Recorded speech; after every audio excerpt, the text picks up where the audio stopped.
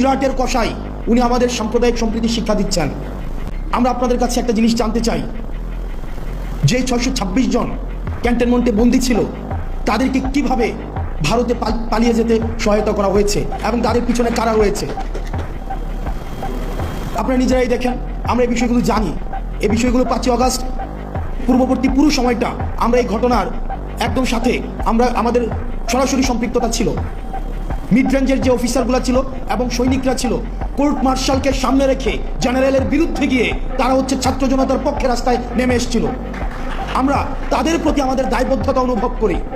Uniform পরা যে অফিসাররা রয়েছে, যে সৈনিকরা রয়েছে, আমরা আপনাদের প্রতি দায়বদ্ধতা অনুভব করি।